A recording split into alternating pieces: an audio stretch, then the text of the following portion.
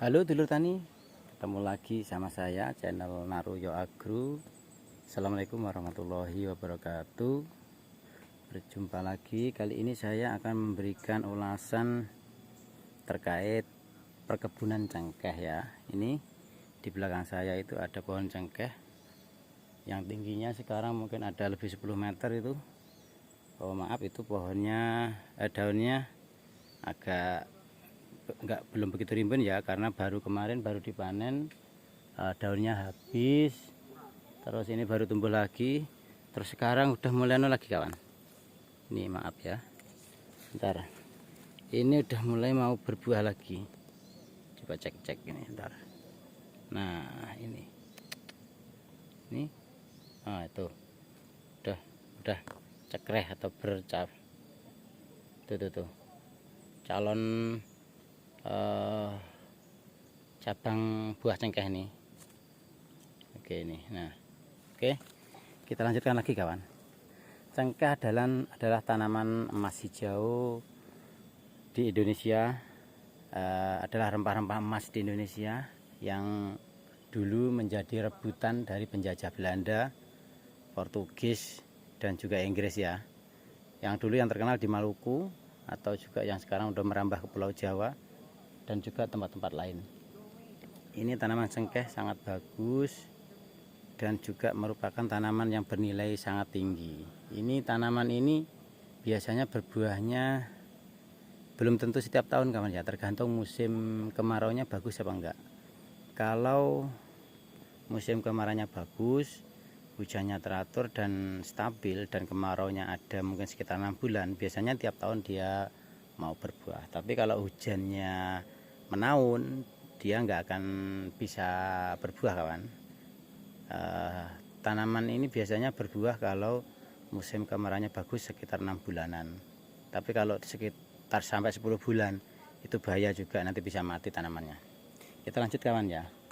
Cengkeh saat ini menjadi primadona, walaupun perawatannya sulit dan juga banyak tanamannya mati. Hampir di wilayah sini Trenggalek ya, hampir sekitar 90% tanaman cengkeh itu sudah mati. Itu tanaman sudah berumur sekitar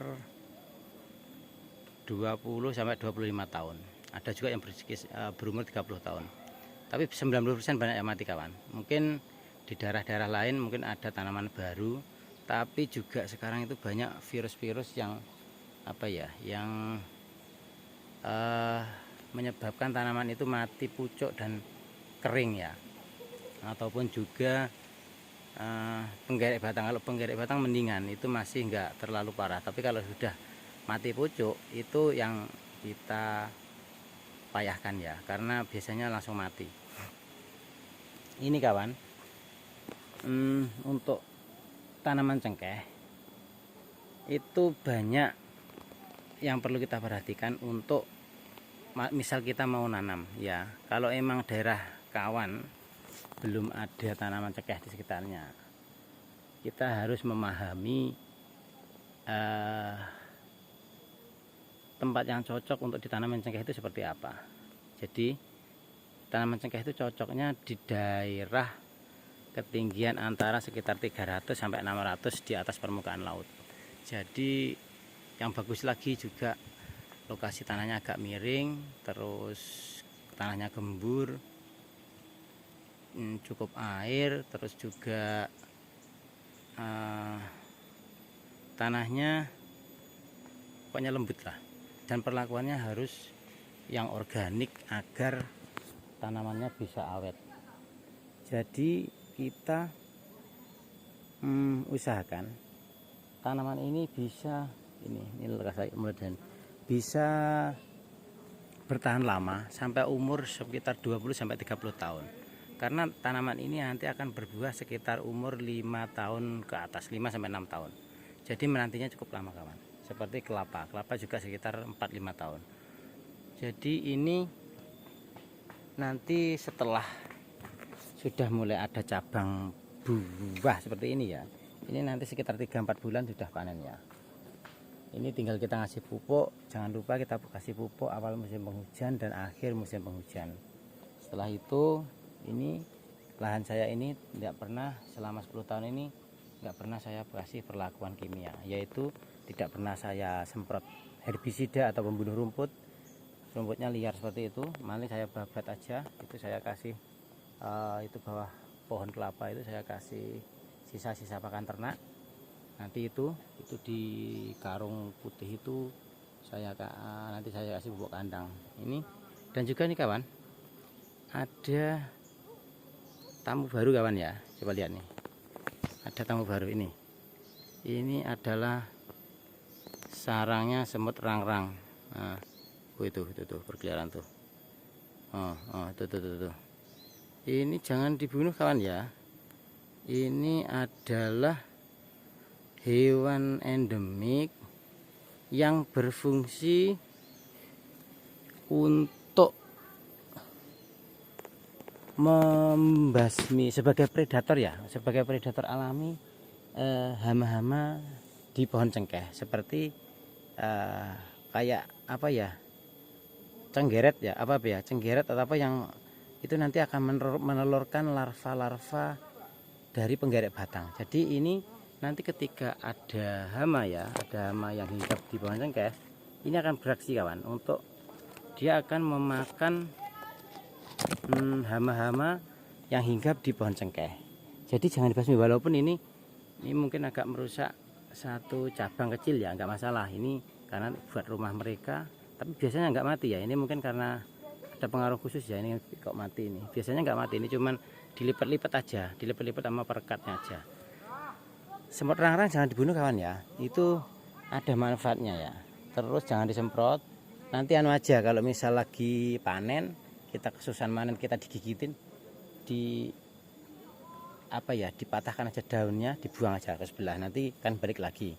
Biarkan gitu aja. Nanti anak-anak itu larvanya nanti diusung lagi ke pohon. Jadi jangan dimatiin. Kita harus bijak ya, jangan dibunuh. Terus lagi kawan, sekarang ini ya untuk tahun 2000 sampai 2015 ini tanaman menjadi tanaman idola ya. Tapi sekarang itu banyak yang mati, jadi yang ada harus kita rawat. Kita nanam biasanya hidup, tapi belum pas nanam, belum nyampe buah itu kadang udah mati. Jadi petani itu kadang agak malas. Itu juga obatnya sampai sekarang belum ketemu. Jadi untuk pencegahan tanaman cengkeh ini harus kita beri perlakuan organik dan juga desinfektan atau penetralisir tanahnya itu harus kita beri yang alami juga. Misalnya dari abu dapur ataupun mungkin dari kapur gamping itu yang dikit-dikit gitu untuk mengurangi menetralisir jamur-jamur. Harus yang alami kawan. Nyatanya ini di lahan saya masih subur juga. Yang lainnya padahal udah mati.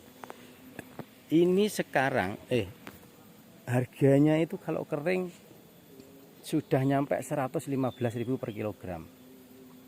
Sekitar 2 bulan lalu itu masih 85.000 kawan. Basah paling sekitar 25 sampai 30.000 per kilo. Jadi fluktuasi harga cengkeh itu sangat tinggi. Karena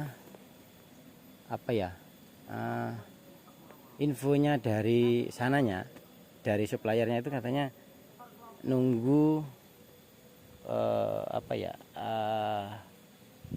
pesanan dari pabrik gudang-gudang rokok itu yang untuk pengiriman besar. Walaupun di samping itu, di luar itu ada juga yang diekspor ke luar negeri untuk kebutuhan obat herbal atau untuk resep masakan. Tapi itu enggak seberapa.